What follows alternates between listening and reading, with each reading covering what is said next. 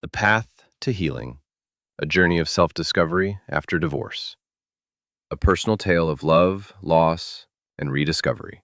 This story takes you through the painful journey of a broken marriage, betrayal, and the process of healing.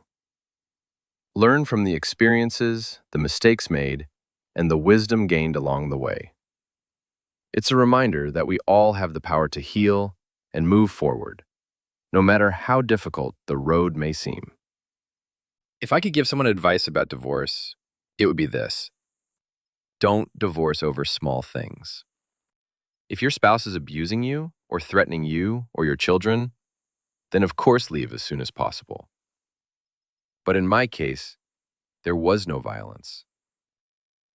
We were together for 8 years, and for the most part, it was good. We have 4 children. About 5 years in, I got a promotion at work and felt like my husband was holding me back, or at least preventing me from achieving greater success and a better life. We never had a lot of money, but after my promotion, I started earning more than he did.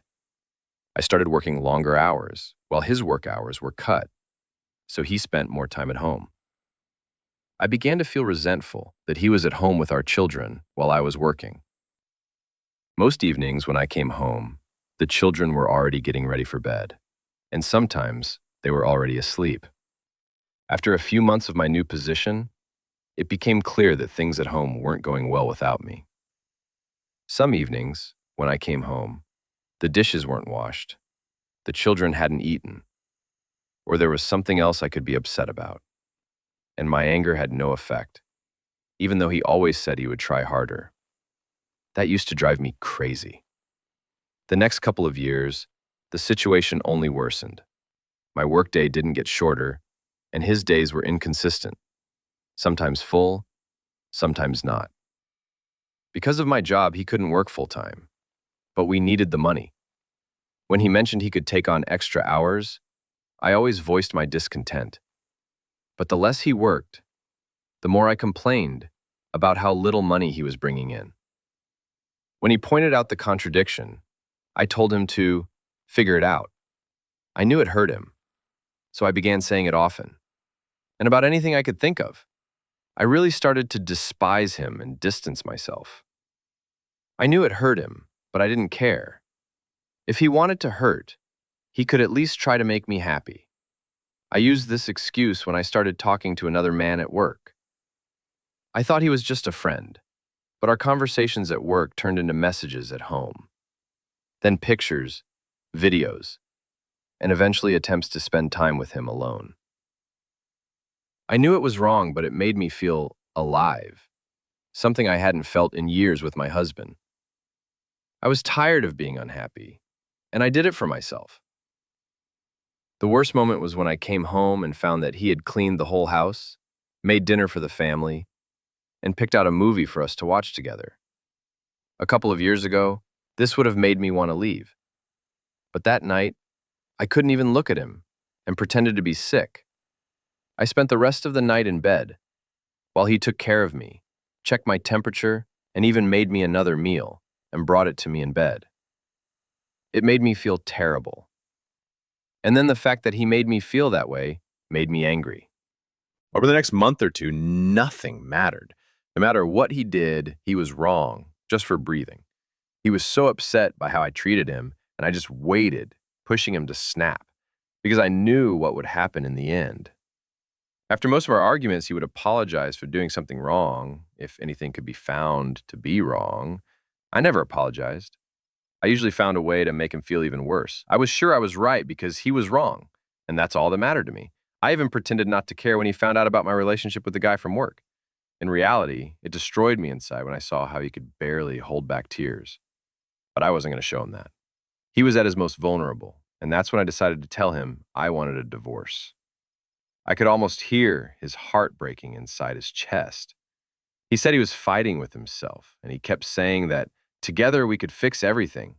I didn't care about his idea of restoring our marriage. But I ended the relationship with the guy because I knew I could return to him at any time if I wanted to. I saw that he was trying, and sometimes I let him know. But for the most part, I continued to be a horrible, cruel person, picking on him for any little thing I could come up with. I'm not sure there was anything else he could have done to make me happy, except find a job that would pay so much money I wouldn't have to work at all. And he said he was looking for such a job. But looking and finding are two very different things. Around this time, I started browsing the internet, reading similar stories, sharing mine, and the more I did it, the more I got confirmation that I was right. I had the entire internet telling me how bad he was. I began saying horrible things to him and even openly ignoring him. I was so sure I was right that I consulted a lawyer. And after a couple of weeks, I filed for divorce. Finally, it was all over. The process went pretty smoothly, and my husband didn't ask for much, except that I wouldn't divorce him and would try to fix everything. I didn't care. He was broken, but I was free. I could do whatever I wanted without feeling guilty or accountable to anyone. It was an incredible feeling of freedom, but unfortunately, it didn't last long.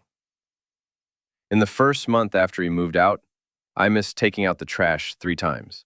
There was rarely clean dishware in the kitchen, and the laundry piled up so long I started doing a smell test to see if I could wear something again. I also never saw my children as unhappy as they were. My oldest daughter had seen some messages from my other guy a few months earlier and knew that my ex-husband still wanted to try to fix things. It wasn't long before she stopped talking to me, except when she wanted to go to her father's. The other children also said they wanted to live with him. I tried my best to make them happy, but I ended up just buying them toys that gave them joy for only a few minutes. I also had big problems at work. Being alone, I couldn't work all the extra hours they expected from me. Eventually, I gave in and started calling my ex-husband to watch the kids. He always came as soon as he could and always asked if I needed anything. When I came home, I found clean dishes and laundry and sometimes even dinner. After I returned, he almost never talked to me.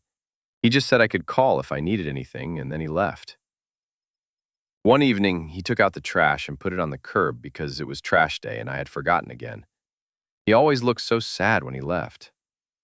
Finally, after a couple of months, my friends convinced me to go on a date. It was dinner and a movie. I was excited and hopeful, but during dinner, I was overwhelmed by an incredible sense of guilt. It became so strong that I didn't even go to the movie. A week and 100 liters of tears later, I found myself on the couch of a psychotherapist. I told her everything that had happened, starting with my promotion at work. She disagreed with me and the arguments I had about divorce from the internet. I started going to her 2 or even 3 times a week, and the more I tried to prove I was right, the more I began to see how wrong I had been. It was truly heartbreaking. I hadn't cried this much in my whole life as I did in the first month in her office. After spending about $2,000 on sessions and therapy, I realized that, of course, my ex-husband had his flaws, but mine were far worse. I said and did so many terrible things that I wouldn't want to be around someone like me. Yet he wanted to be with me. I still remember how he begged me at the meeting with the lawyer not to do it. But I did it and later boasted about how great it was. I was so wrong, and now I see that.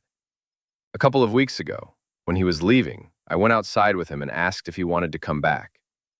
He looked at me, his eyes full of tears and a few drops slid down his cheeks. He said he didn't know if he could, that the pain had been too long, too strong, and that if we got back together, he was afraid I'd do it to him again. He always thought I would understand how much he loved me and stop. Until I signed the divorce papers, and he sighed with great relief. What hurt him the most was this, and he doesn't know if he'll ever trust me again. I don't blame him. I destroyed a man who, looking back, was a great husband. I deprived my children of a wonderful father. A wonderful father lost his children, and I sought a divorce, expecting happiness and freedom, but instead I spend all my free time sitting at home or with my therapist. Please, listen to me. Before gathering nonsense from the internet about how wonderful divorce is, if your marriage is bad, first look at yourself and think if you can change anything. This advice is for both men and women. Divorce does not bring joy to life. After divorce, life does not bring joy. And seeing your husband and children unhappy because of your actions is the most painful thing I've ever experienced. I wish you all the best and hope you give your marriage a second chance.